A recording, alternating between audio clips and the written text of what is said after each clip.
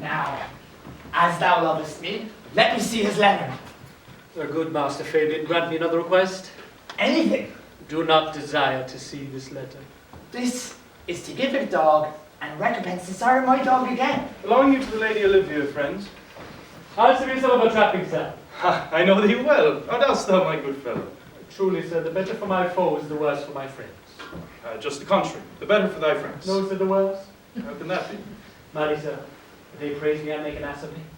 Now my foes tell me plainly I'm an ass, so that by my foes, sir, I profit in the knowledge of myself, and by my friends, I'm abused. So that conclusions to be kisses, if your 4 negatives make 2 affirmatives, sir, why then the better for my foes, the worse for my friends. This is excellent. No, indeed, sir.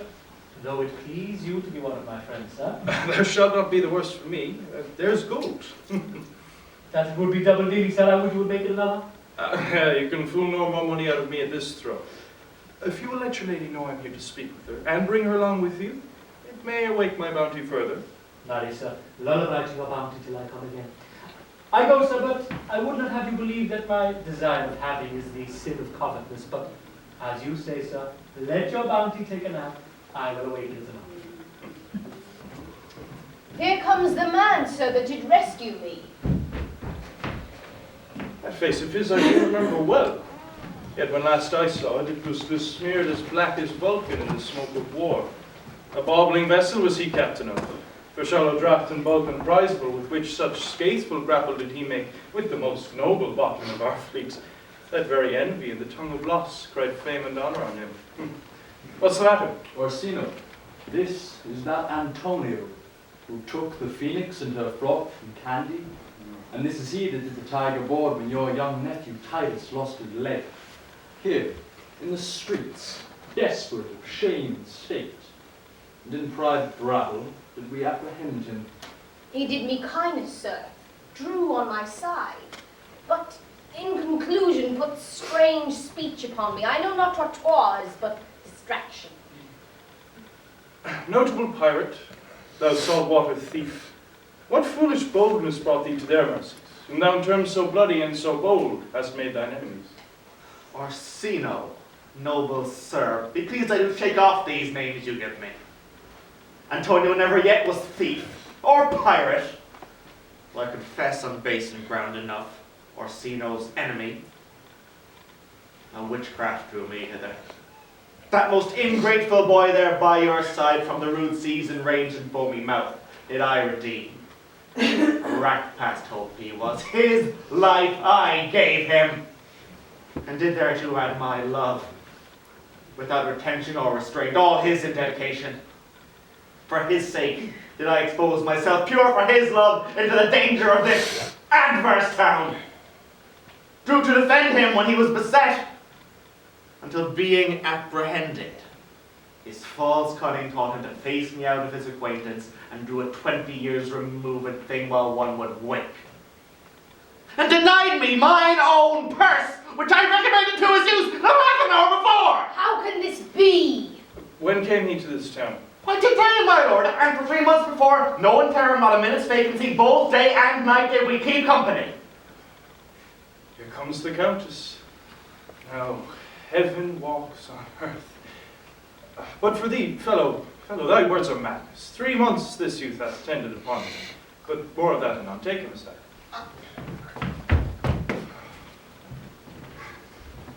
What would my lord, but that he may not have wherein Olivia may seem serviceable?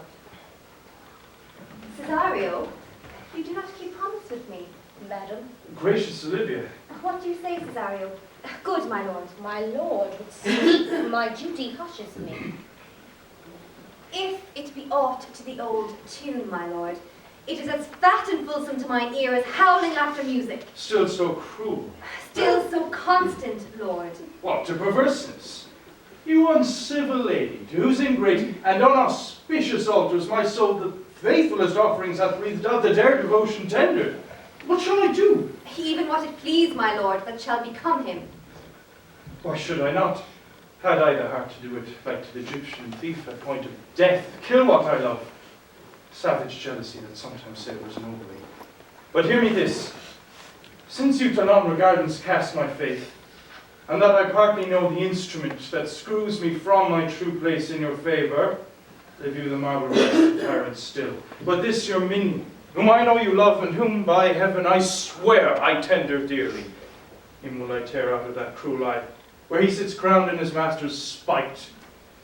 Come, boy, with me. My thoughts are ripe in mischief. I'll sacrifice the lamb that I do love, to spite a raven's heart within a dove. And I, most jocund, act unwillingly, to do you rest 1,000 deaths would die. Where goes Cesario? After him I love, more than I love these eyes, more than my life, more by all more than e'er I shall love wife. If I do feign witnesses above, punish my life for tainting of my love. I me detested, how am I beguiled? Who does beguile you? Who does do you wrong? Hast thou forgot thyself? Is it so long? Call forth the Holy Father. Come away. Cesario, husband, stay. Husband. I, husband. Can he that deny? Her husband, sirrah. No, my lord, not I. Alas, it is the baseness of thy fear that makes thee strangle thy propriety. Fear not, Cesario. Take thy fortunes up. Be that thou knowest thou art, and then thou art as great as that thou fearest. Oh, welcome, Father. Father, I charge thee, by thy reverence here to unfold, though lately we intended to keep in darkness what occasion now revealed before 'tis ripe. What thou dost know hath newly passed between this youth and me. A contract of eternal bond of love, confirmed by mutual joinder of your hands, attested by holy closing lips, strengthened by interchangement of your rings, and on the ceremony of this compact, sealed in my function by my testimony, since when my watch hath told me toward my grave I have travelled but 2 hours. Oh, thou dissembling cub! What wilt thou be when time hath sowed a grizzle on thy case? Or when not else thy craft so quickly grow that thine own trip shall be thine overthrow? Farewell, and take her. But direct thy feet where thou and I henceforth may never meet. My lord, I do protest. Oh, do not swear, hold little faith, though thou hast too much fear. For the love of God, a surgeon, send more presently to Sir Toby. What's the matter? He has broke my head across and given Sir Toby a bloody coxcomb. For the love of God, your help! I had rather than phony powder run home. Who has done this, Sir Andrew? The Count serving man, one Cesario. We took him for a coward, but he's the very devil incarnate. My gentleman Cesario. What life there he is! You broke my head across for nothing! And that I did, I was told to do it by Sir Toby. Why do you speak to me? I never hurt you. You drew your sword upon me without cause, but I bespake you fair and hurt you not. If a bloody coxcomb be a hurt, you have hurt me. I think you said nothing by a bloody coxcomb. Here comes Sir Toby, hold thee. You shall hear more anon, but that he had been in drink, he would have tickled you other geese than he did. How now, gentlemen? How is with you? That's all one.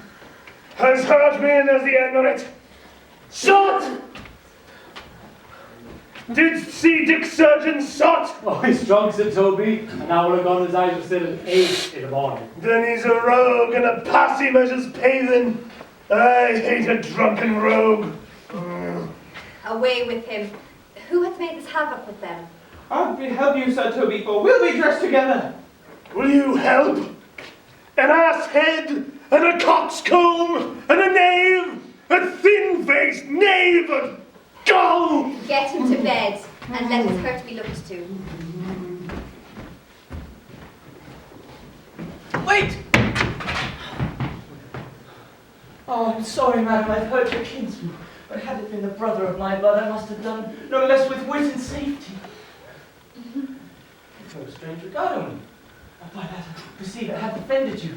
Oh, sweet one, forgive me. Even for the vows we made each other but so late ago. One face, one voice, one habit, and 2 persons? A natural perspective, that is, and is not. Antonio! My kind Antonio! Oh, have the hours racked and tortured me since I've lost thee. Sebastian, are you? Is thou that, Antonio? Oh, have you made division of yourself? An apple cleft in 2 is not more twin than these 2 creatures. Which is Sebastian? Most Wonderful.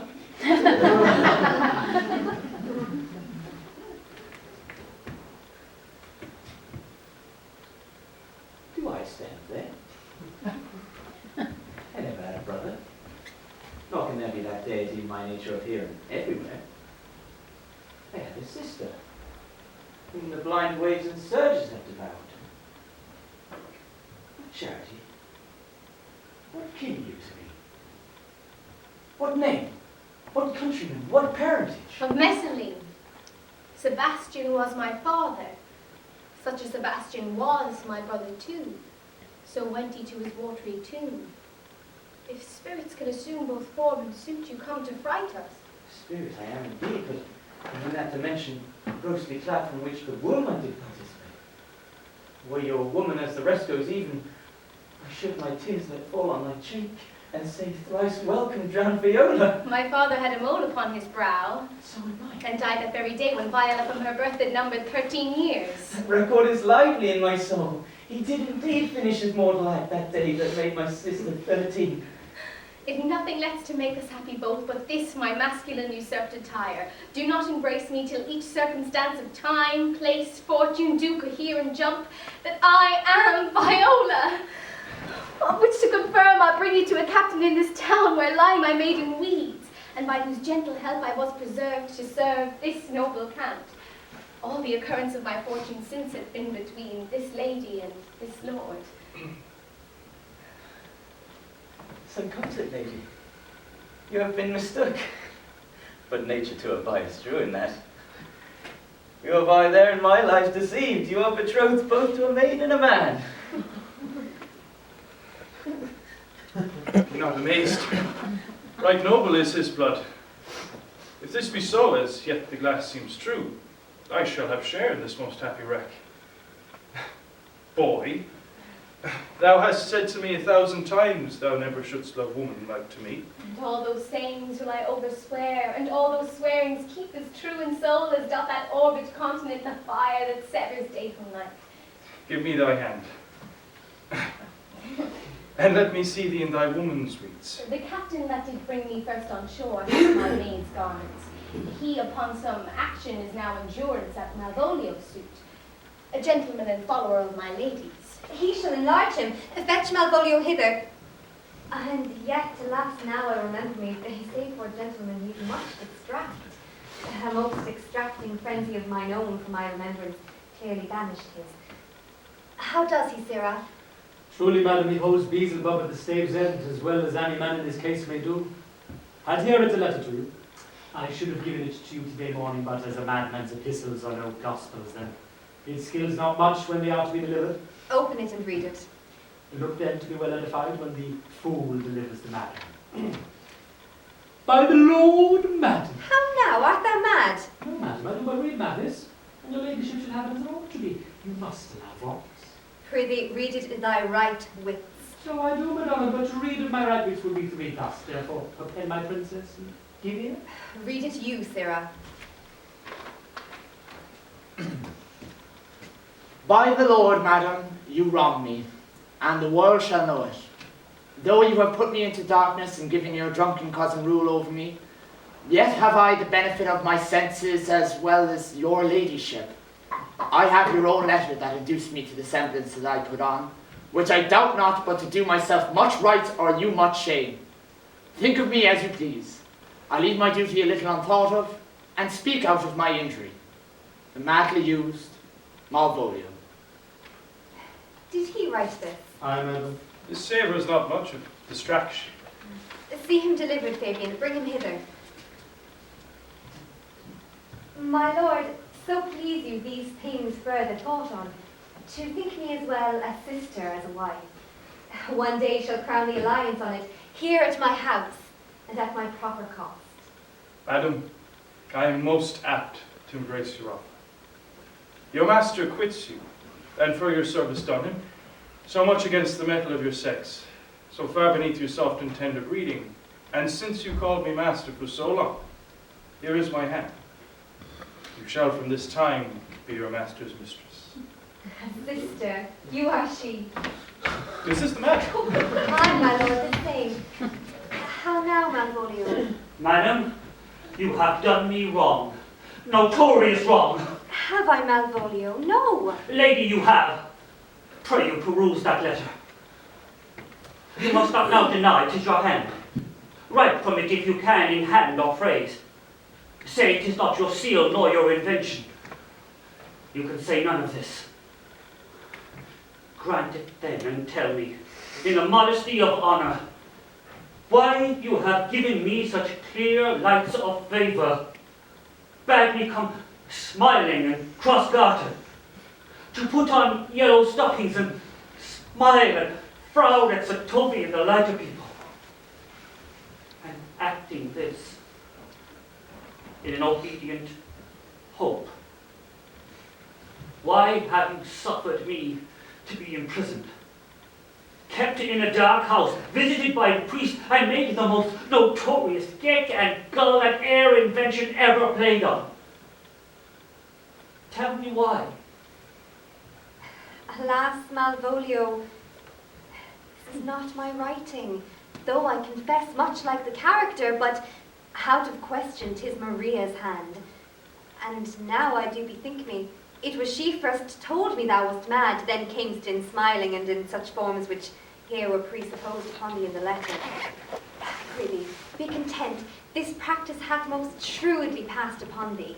But when we know the grounds and the authors of it, thou shalt be both the plaintiff and the judge of thine own cause.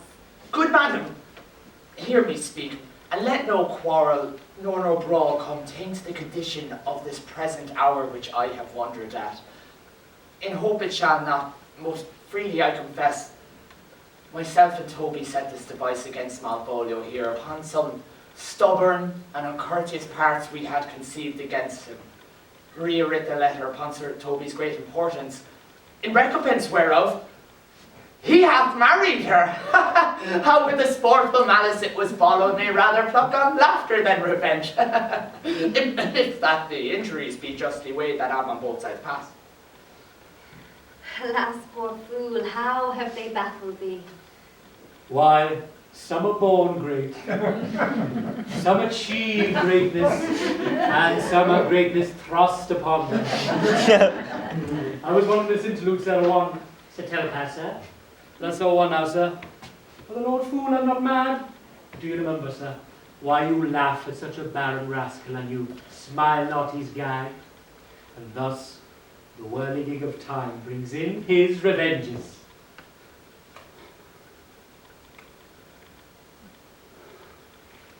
I will be revenged on the whole pack of you! He hath been most notoriously abused. Pursue him, and entreat him to a peace. He hath not told us of the captain yet. When that is known, and golden time convince, a solemn combination shall be made of our dear souls. Meantime, sweet sister, we will not part from hence. Cesario, come, for so you shall be while you are a man. But when in other habits you are seen, Orsino's mistress, and his fancy's queen.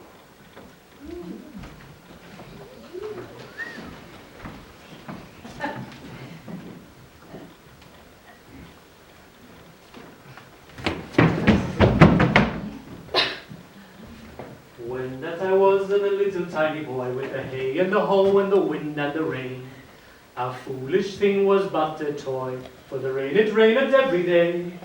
And when I came to man's estate, with the hay and the hoe and the wind and the rain, against knaves and thieves men shut their gates, for the rain it rained every day.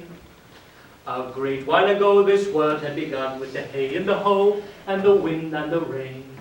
But that's all one, our play is done, and we'll strive to please you every day.